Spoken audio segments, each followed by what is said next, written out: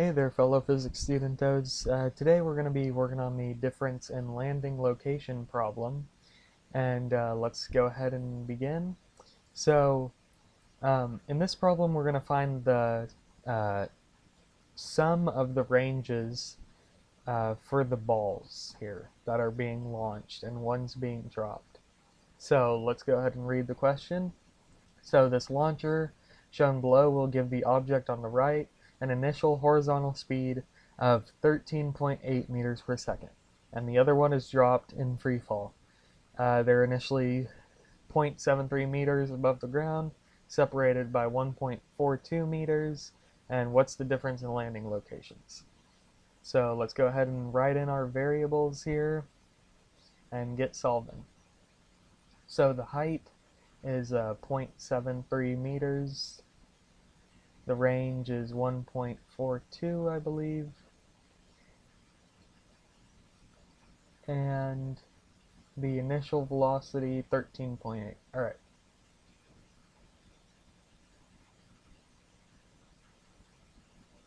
Okay.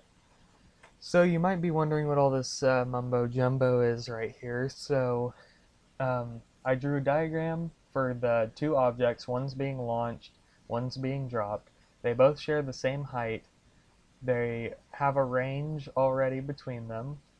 And what we're looking for is going to be the sum of both ranges. This funky symbol here means the sum of the two ranges. So it's going to be the range of A added together with the range of A to B.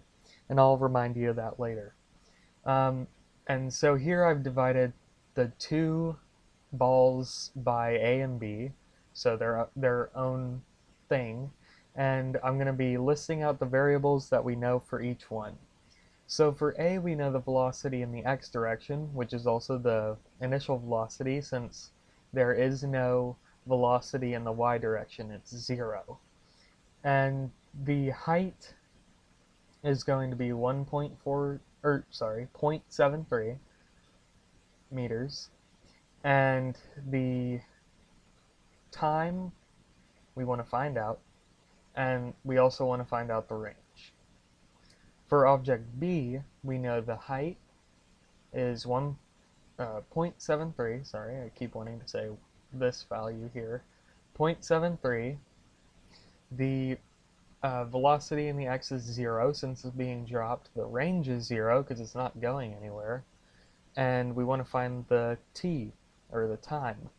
And here, since this object is in free fall, we're going to be using the h equals 1/2 at squared equation.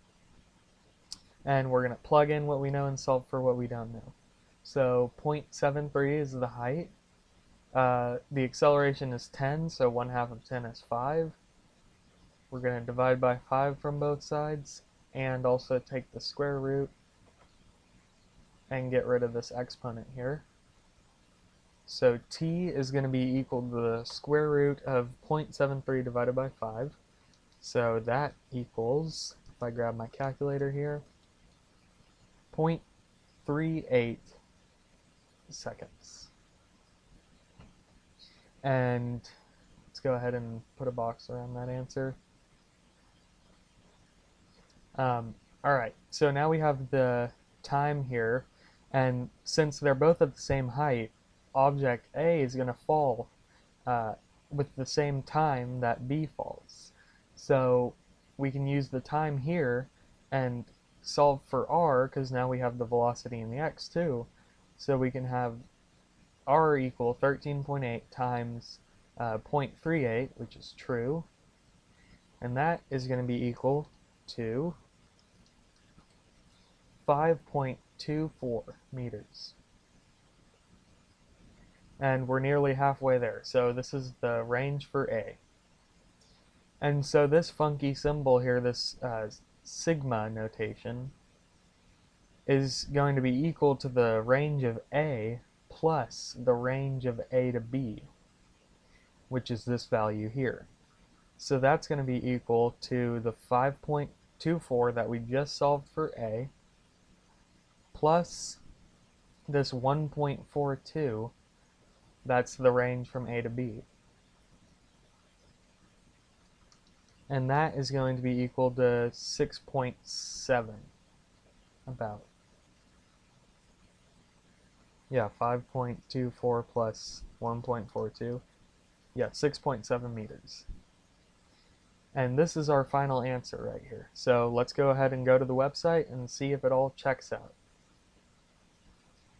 So we're going to enter our name and our distance, 6.7.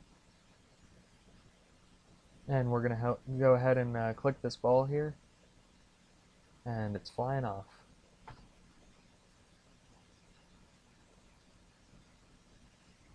And there we go. So we got the final location was 6.75, and we predicted 6.7, so our answers are correct. Hopefully this helped you out and you get the same answers too. Email any questions if you have them, and see you on the next one.